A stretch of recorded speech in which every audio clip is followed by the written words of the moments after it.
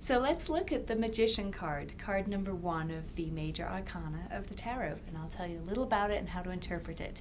The Magician card basically represents, if you're looking at the story of the major arcana and using the metaphor as how a person comes into the world, just as a metaphor, then the Magician I think of as the DNA stage, right? All the resources and tools being in place and easy to access and use. You have everything you need, all of the components of life or whatever project you're embarking on are there ready for you to use. So the Magician represents having everything you need at your fingertips, really having the idea of harnessing life energy and power into a project and grounding it and actually putting things out there. We see that over and over again in the Magician card. So it's the card 1 because you have everything you need, right? So let's look at the Magician card in the Rider deck. Again, this is the Universal Rider-Waite Tarot that I'm using, the Universal Waite. It's got slightly softer colors on it than the traditional Rider-Waite, but same images.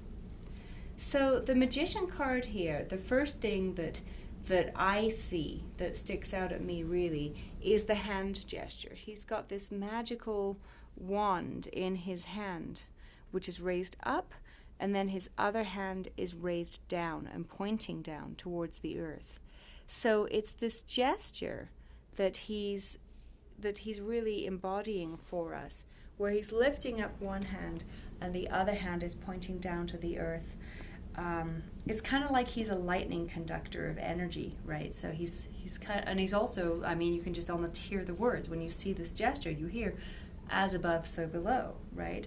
So there's this idea of this fractalization of the universe in there as well. Like whatever happens up here macrocosmically, we can also see down here in the microcosm. And what he's doing with this gesture has another component which I really like. The Magician himself in this card, he isn't this all-powerful being. There aren't people worshiping the Magician or anything like that. The magic is not within him.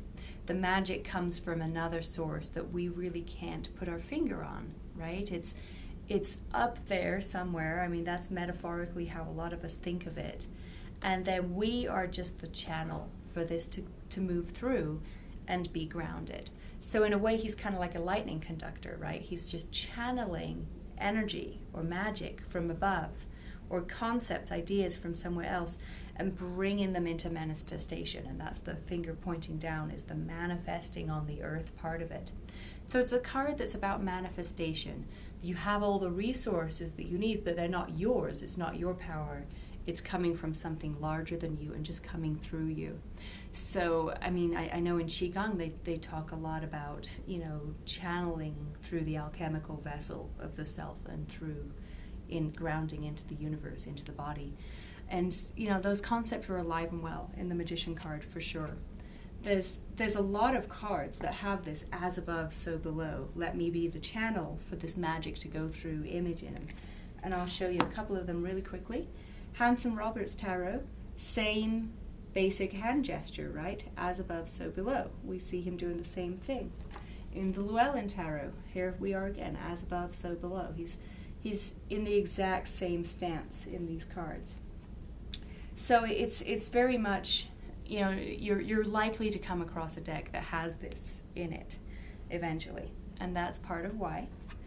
The other thing that you see in the Magician card relates a lot to the resources, the tools that he has to really, do his magic. And in front of him, on a table usually, we see 4 tools. And the 4 tools in this particular deck are the sword, the wand, the cup, and the pentacle. Of course, those are the 4 symbols of the 4 suits of the minor arcana in the tarot. And we often see those 4 tools, his resources in front of him in the tarot decks.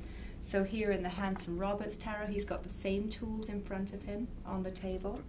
Here in the Llewellyn, we're assuming they're in front of him. We see the sword a bit. We saw a disc a lot. We see the cup and, of course, the wands in his hand. And they're on this stone table.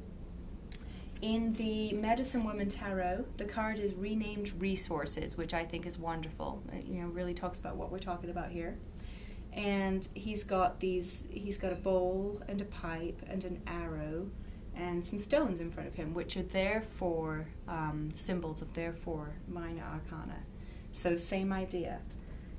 The Golden Dawn Tarot absolutely has the table with the 4 magical symbols in front of him. So same thing there. And then in the in the Marseille Tarot, same thing going on again. He's holding the wand, which is often the case, and he's got the other 3 symbols in front of him. So that's in a nutshell what the Magician card really encapsulates, is this idea of having all the tools you need, channeling energy and grounding, manifesting with your tools at hand. And so instead of just having an idea and making a cosmic, idea of a leap of faith into a project, which is more about attitude, which is what the Fool does, it comes before everything. Here, we're actually grounding it. And so there's one other card I wanted to show you. It's completely different imagery than any of the other cards I've shown you. This is from the Osho Zen Tarot. And it's this person sitting in the cosmos on this leaf, right? And they've renamed this card Existence, which I think is just beautiful. And it's a really good way of thinking about the magician archetype. I think they did a really good job of renaming it and reworking the archetype. It definitely carries a lot of the same energy and the same idea with it, and it's just a beautiful card. So I wanted to show you that one too. So thank you for joining us. I hope that helped you understand the Magician card a little more. So I hope you enjoyed my mini training on the Major Arcana card, and you can go to my website www.virtualtarotschool.com to receive 21 other trainings just like this one. All you have to do is visit the website and it'll show you how to do that from there. I hope to see you on virtualtarotschool.com.